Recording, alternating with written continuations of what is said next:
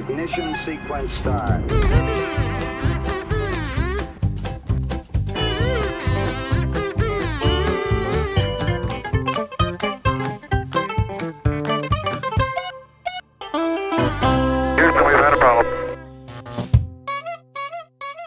Olá, olá para todos vocês que estão nos assistindo. Uma coisa maravilhosa, hoje nós temos uma grande novidade, o nosso amigo Financinho não pôde vir, mas nós temos uma pessoa maravilhosa, olha, vocês vão conhecê-la por muito conhecido. Nós vamos falar rapidamente sobre o nosso personagem. O nosso personagem, ele surgiu na década de 60 aqui no Brasil. Ele foi muito consumido até 1979 aqui. Em 2009, a Coca-Cola comprou a Thaí. É isso mesmo, nós estamos falando com a Thaí. Thaí, dá um close nela, Thaí! Olha só que maravilha. Thaí, eu fiz tudo pra você gostar de mim. Uma música maravilhosa, coloca a música aí na caixa. Mas aí, Thaí, fala alguma coisa para as pessoas que estão nos assistindo. Ele foi o mais consumido, mas agora é a minha vez. Ah, chegou a vez dela. É o Guaraná Thaí, agora com vocês, direto aqui dos estúdios do Finamente, onde a sua mente afina com tudo que há de melhor no mundo da ciência e do conhecimento geral. Olha só, hein, ó, ele tá aqui e mostra pra eles aí, Tayana. Tayana, mais conhecida como Thaí. Hoje nós estamos aqui com Cleusa Mangueira Sonevende. Nós vamos iniciar esse Finamente. E Cleusa Mangueira tem 34 anos de cursos de línguas em escolas públicas. Trabalhou durante 34 anos, públicas e privadas, com bilíngue e junto aos jovens do EJA. Ela é diretora financeira há 8 anos no Instituto Humanos para pessoas com deficiência, palestrante, organizadora de eventos, auxiliar administrativa, coordenadora de projetos sociais, revisora de textos técnicos. Meu Deus, tanta coisa.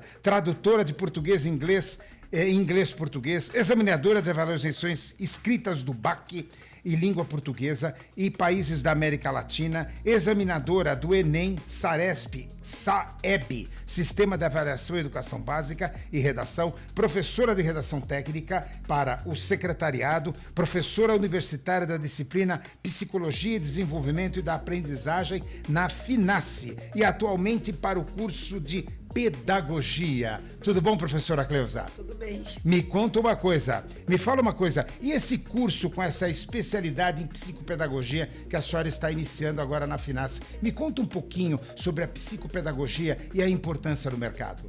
Bom, veja bem, o curso não é de psicopedagogia. O curso é pedagogia, mas é dado uma matéria que se chama Psicologia do Desenvolvimento e da Aprendizagem.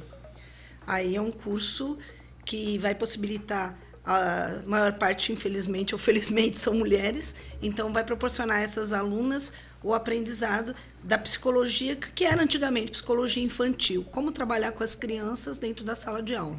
Me fala uma coisa, nós temos aqui dentro do seu curso, né, trabalhar com crianças que sofrem de afasia, dislexia, disgrafia, desortografia, descalculia, dispraxia, gagueira, TDAH. Me fala uma coisa, essas deficiências, essas doenças ou elas são consideradas deficiências? Bom, vamos fazer o seguinte, separar, né? O que é deficiência, o que é transtorno, o que é doença. Uhum. Doença é tudo aquilo que não está de acordo com a normalidade de um corpo. Então, é uma doença. Então, é uma doença, é uma gripe, é uma doença, um problema cardíaco, um problema pulmonar, isso é uma doença. O transtorno, ele já vai estar sendo ligado a algumas coisas que a gente pode considerar que está havendo uma mudança na pessoa. Mas o transtorno, ele não tem cura. Uhum. A doença pode ter cura, o transtorno ele não tem cura. Ele é uma disfunção ou uma alteração no funcionamento. Então, o funcionamento pode ser mental, emocional, comportamental ou físico. Então, aí a gente tem, por exemplo, o TEA, né? Transtorno espectro autista, TDAH, que é outro transtorno, déficit de atenção. É considerado uma deficiência o TDAH? TDAH não é considerado uma deficiência. Também não? É considerado deficiência o autismo ou TEA, mas o TDAH não. Interessante, mas isso tem algum cunho científico ou é apenas porque é uma grande quantidade de pessoas com dislexia, no caso, quase 1/3 da população? Não, mas pera um pouco, dislexia é outra coisa. Ah, sim. Dislexia é uma dificuldade da aprendizagem. E não é considerada uma deficiência? Ela não é considerada uma deficiência. No modo legal que a gente tem, por exemplo, a nossa legislação, ele não tem CID, ele Ela não é tem colocado. CID. Não. Ela não tem um Código Internacional de Doença? Não, dislexia não.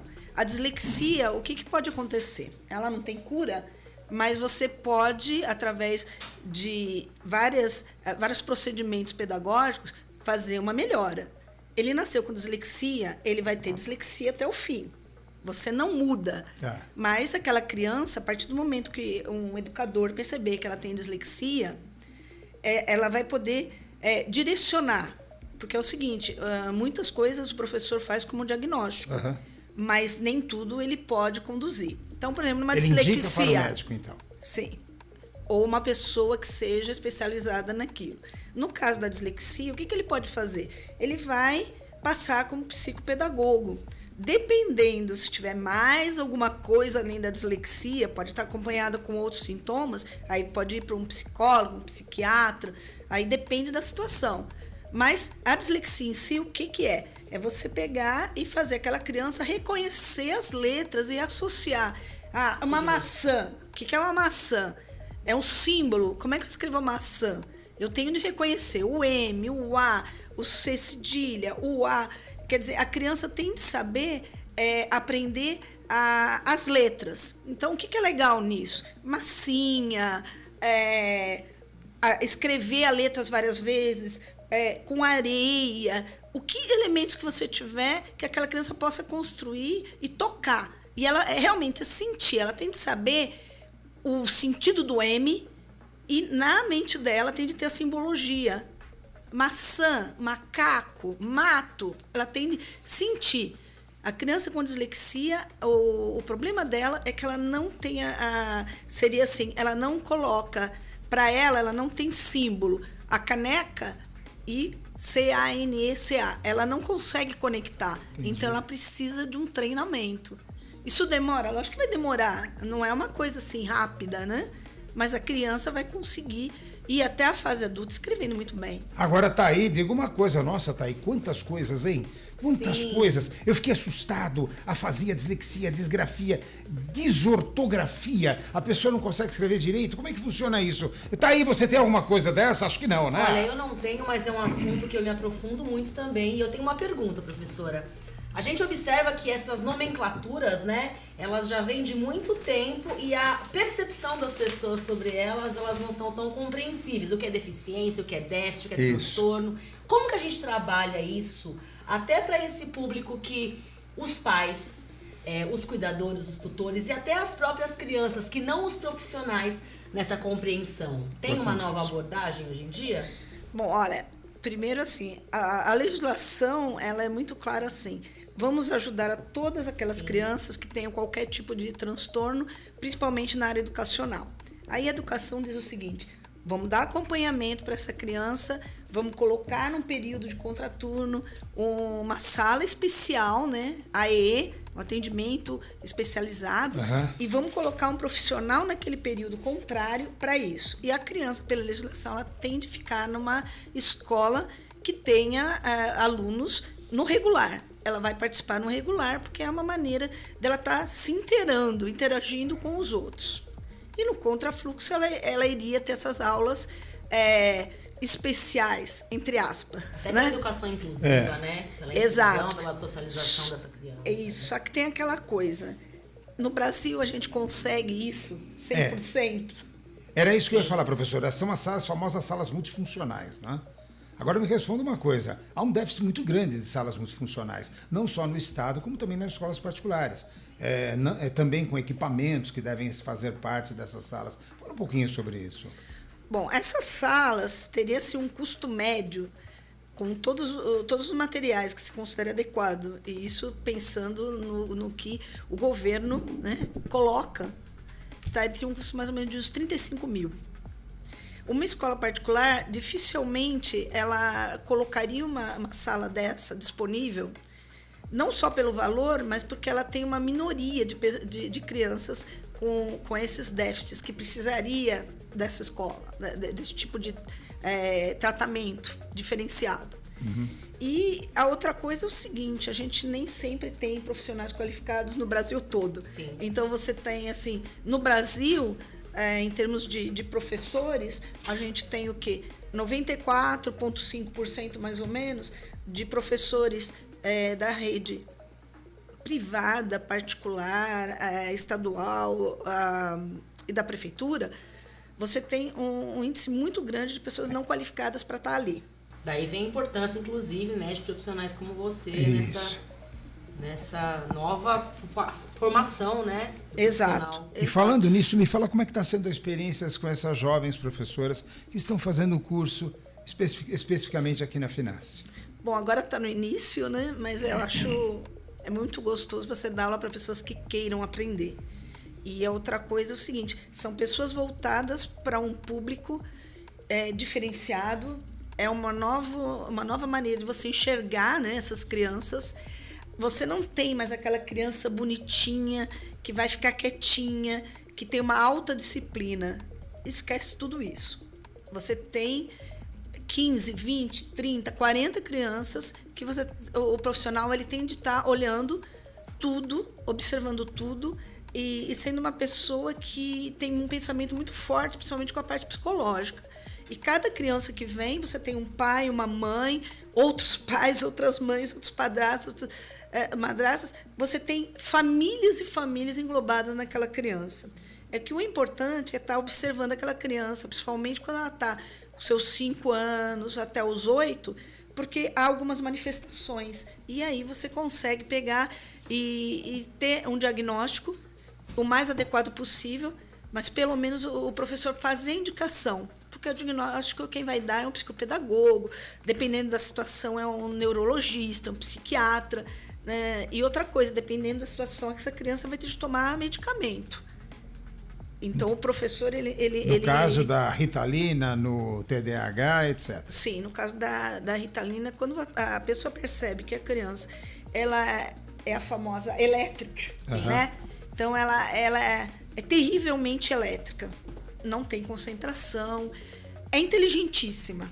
Geralmente eles são inteligentes. Mas para o professor que está na sala, se ele estiver numa sala convencional, ele vai ficar apavorado com aquela criança. E não é assim.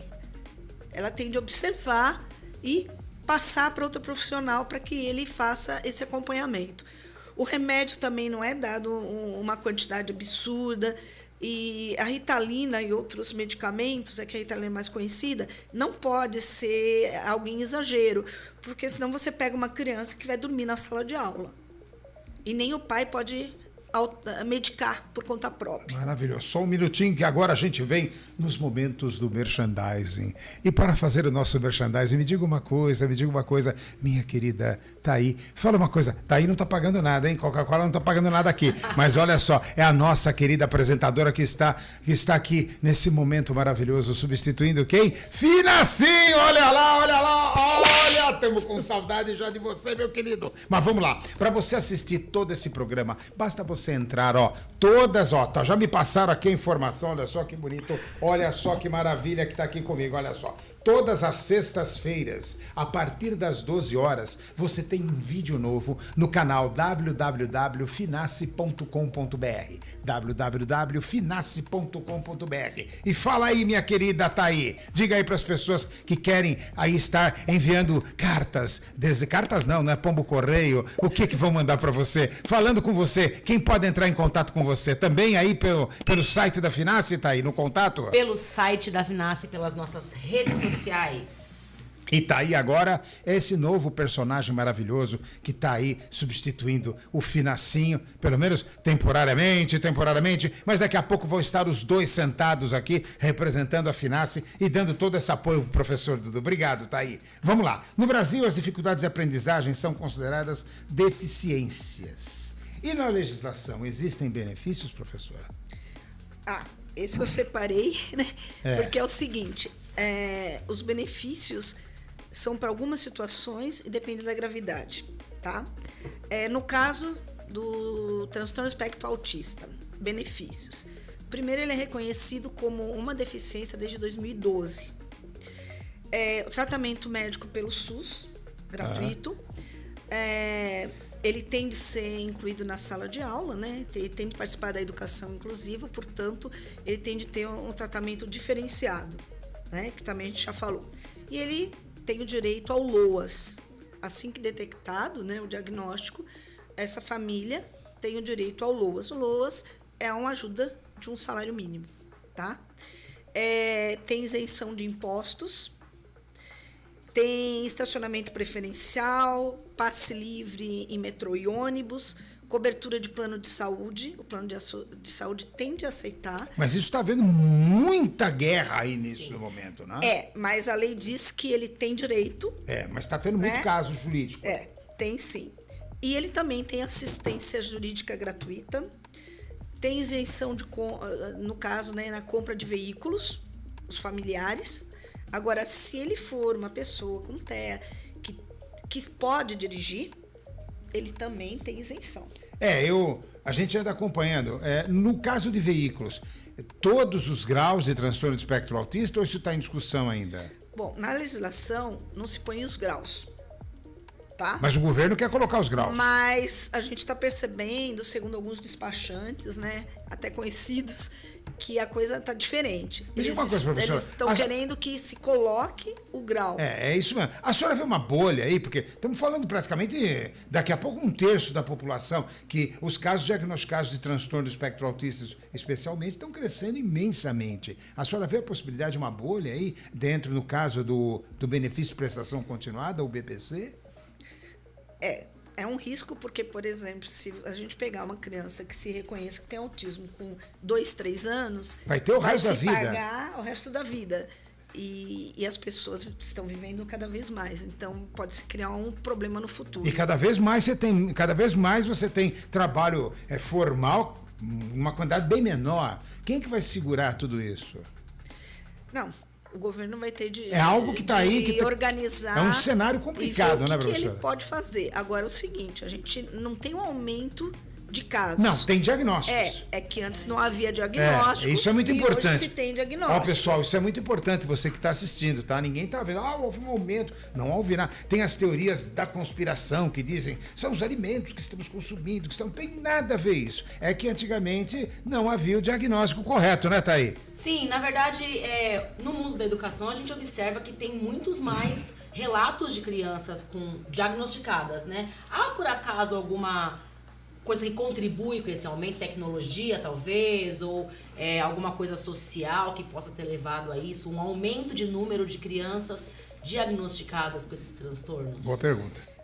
Olha, a gente observa, né, principalmente na parte de literatura, que está muito ligado à genética. Mas a gente não tem confirmações científicas que pegam e comprovem. Realmente é isso. Sim. Mas se acredita que seja genética e que talvez esteja ligada ao gene masculino. Sim. Principalmente pessoas, né, do sexo masculino que tenham crianças assim com idade acima de 50 anos.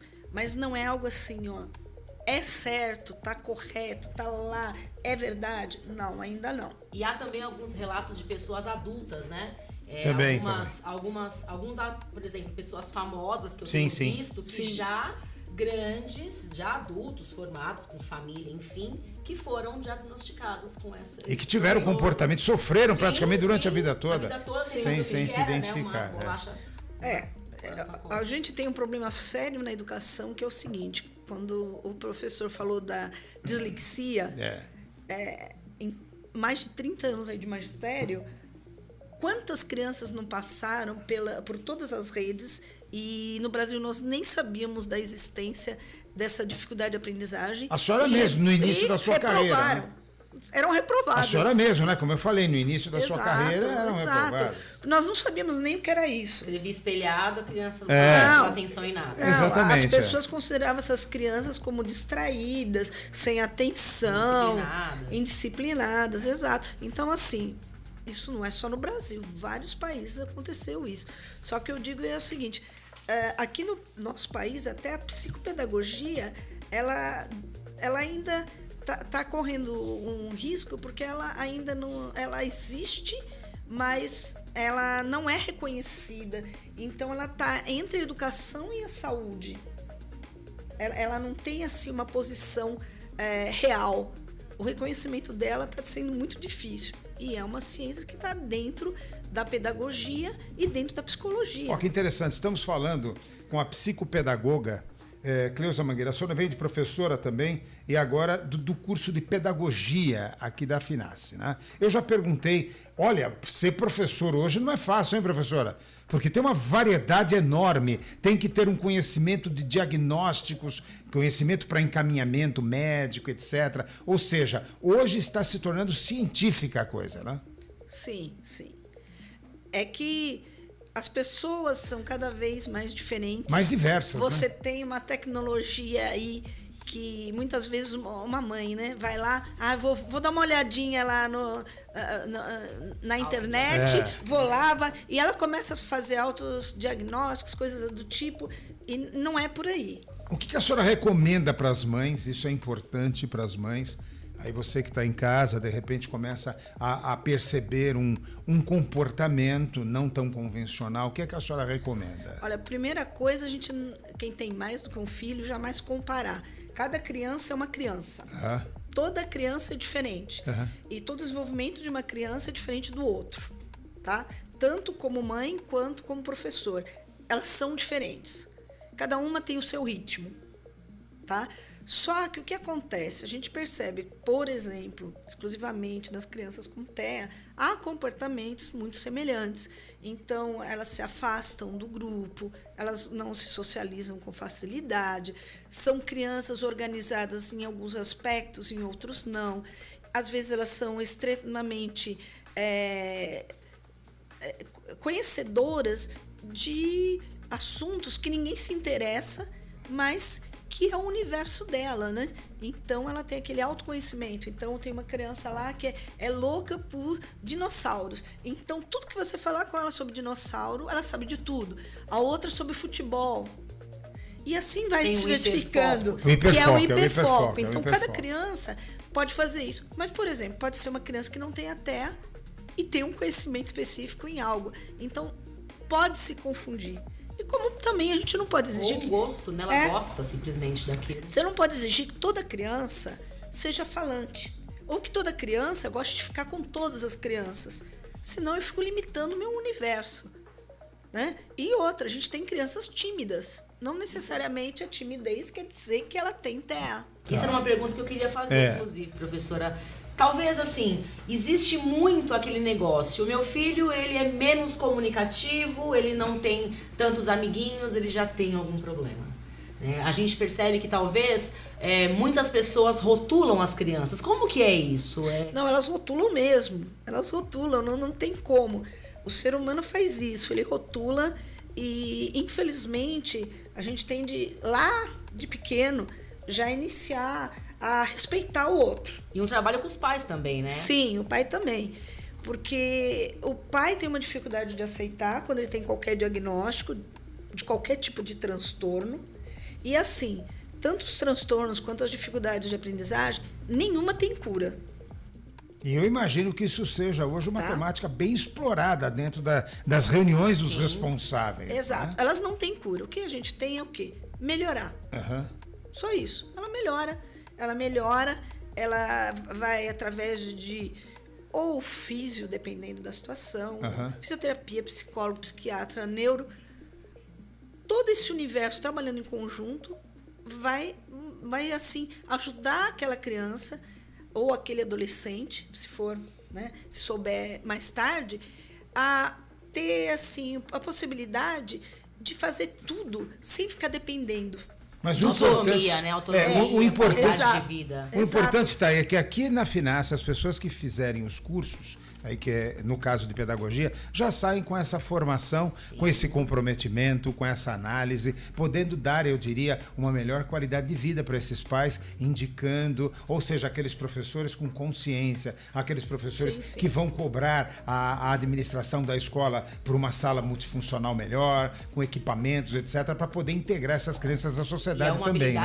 Uma habilidade muito procurada no mercado. Não são todos os professores. Vocês aí, vocês aí, momento merchan de novo. Vocês aí, venham visitar. Primeiro entre no site www.finace.com.br. Todas as sextas-feiras, um novo Finamente para você afinar a sua mente em todo o conhecimento de ciência e conhecimento geral que você precisa. E também estão convidados para conhecer o campus da Finace. Você vai adorar. Tá aí, mais alguma coisa, tá aí? Não, professora, eu acho que eu gostaria de fazer um adendo. Eu tenho formação em pedagogia e eu acho que essa abordagem que eu não tive lá atrás é muito rica.